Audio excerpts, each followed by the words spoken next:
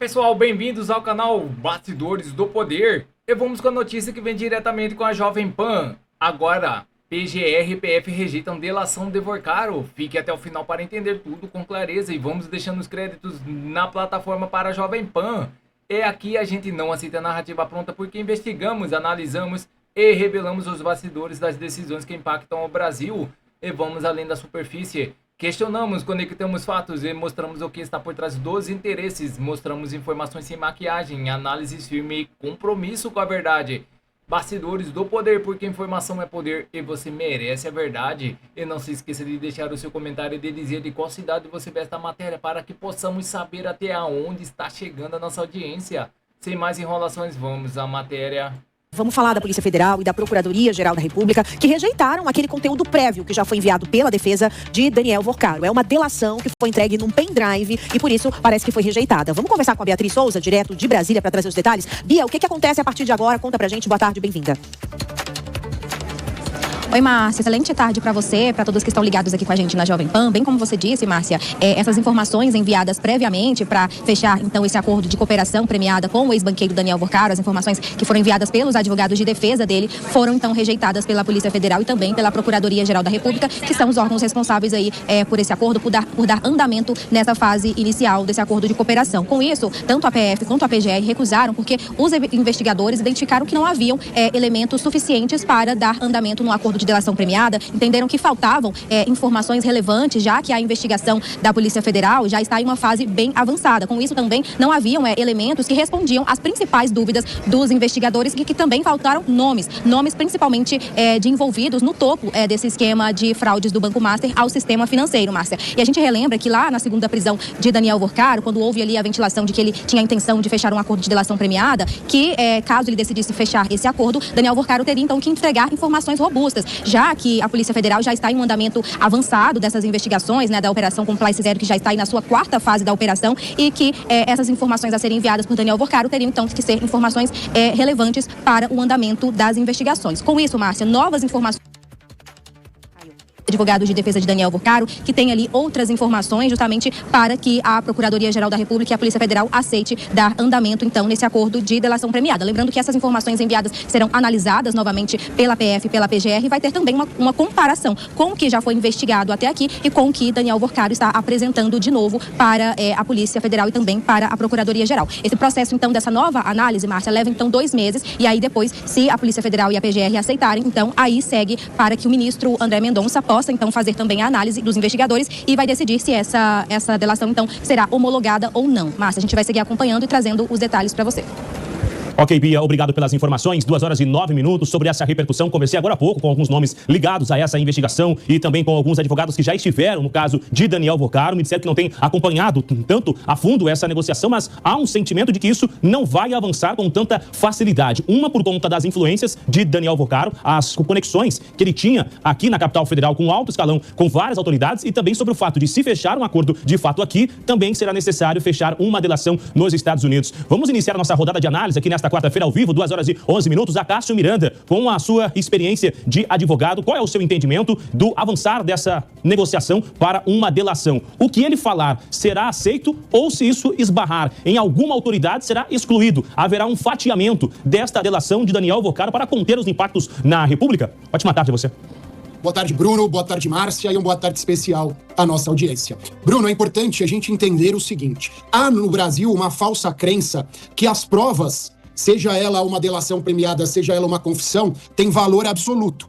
Este é um equívoco. E eu digo isso porque, a partir do momento em que há a apresentação da delação premiada pelo Daniel Vorcaro e há a aceitação desta delação premiada pelas autoridades, todas estas provas são colocadas na mesa e são analisadas a partir de uma perspectiva processual, para que se entenda se existem outras provas em consonância com estas ou se elas são o ponto de partida para novos desdobramentos desta investigação. Se porventura estas provas levarem a autoridades que tenham delação, que tenham, aliás, foro por prerrogativa de função, que não seja do Supremo, ou se levarem a novos desdobramentos, há necessidade das autoridades sentarem e reanalisarem estas provas. Então é importante que se frise. No dia de hoje, há um ponto de partida para uma nova etapa da investigação. E inúmeros desdobramentos podem decorrer deste novo ponto de partida. Obrigada, Cássio. Vamos chamar também o Mano Ferreira para a gente analisar. Mano, algumas informações já estão sendo vazadas. Isso cria uma tensão maior em cima desse tema, né? Porque aí a imprensa começa a repercutir, os advogados negam ou não. O que acaba prejudicando o andamento da investigação, o vazamento dessa delação neste momento? Olha, Márcia, primeiro, muito boa tarde para você, para o Bruno, a Cássio, toda a nossa audiência. Sempre um prazer estar aqui em tempo real. A gente precisa lembrar que vazamentos anteriores relacionados ao caso Master, notadamente aqueles vazamentos das trocas de mensagens íntimas entre Daniel Vorcaro e sua ex-namorada, já serviram de motivo para a manifestação até mesmo do ministro decano do Supremo Tribunal Federal, Gilmar Mendes, chamando aqueles vazamentos de um ato de barbárie, né, que seria uma exposição indevida da vida íntima. Então, em primeiro lugar, a gente precisa colocar isso em perspectiva. Se houver vazamentos que eventualmente aumentem essa sensação de caráter indevido, de exposição da intimidade por meio de prints, de mensagens, de vídeos ou fotos, isso pode levar a um caminho jurídico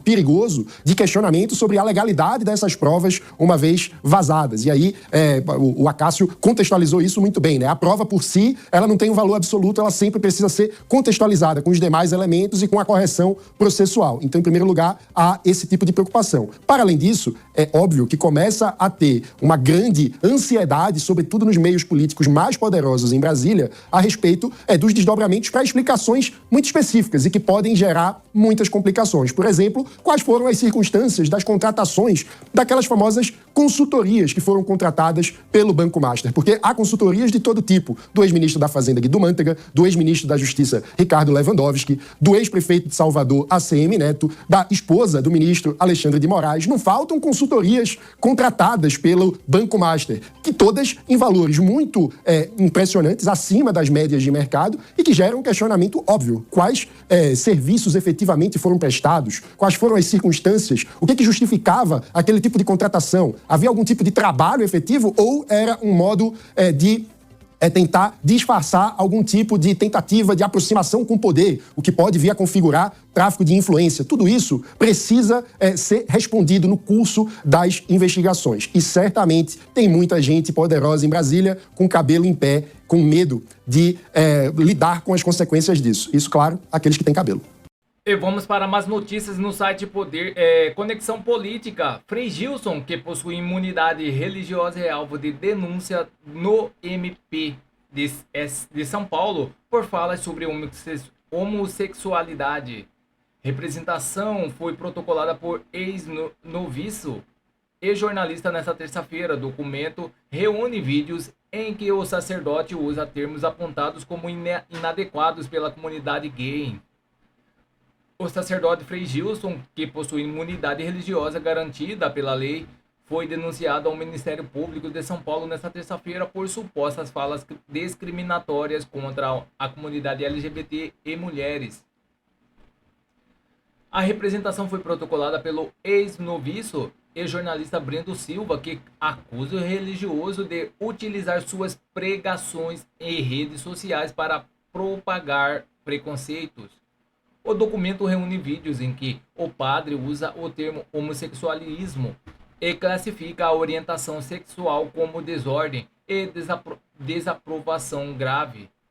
A informação pode ser considerada apenas uma representação em análise e não como ação penal, investigação formal concluída ou condenação. Até a publicação desta reportagem não havia divulgação pública do Ministério Público de São Paulo sobre eventual instauração de procedimento. O Ministério Público deverá realizar uma análise preliminar para decidir se instaurará um procedimento investigativo formal por meio de GCRAD, grupo focado em reprimir delitos de intolerância. A apuração inicial avaliará o contexto dos vídeos para identificar possíveis crimes de discriminação ou se a notícia fato será arquivada. A denúncia esbarra em um ponto jurídico A Constituição Federal garante a liberdade de crença e o livre exercício dos cultos religiosos, e o STF tem entendimento consolidado de que manifestações de cunho religioso, ainda que contrárias e determinadas orientações sexuais, podem ser amparadas pela imunidade religiosa, desde que não configurem incitação à violência. Desde 2019, o STF equiparou a homofobia e a transfobia ao crime de racismo. No estado de São Paulo, as manifestações atentatórias por orientação sexual também são punidas por meio da Lei Estadual 10.948 de 2001. A linha tênue entre liberdade religiosa e criminalização de discurso discriminatório é o ponto que os promotores de GCRAD terão de avaliar.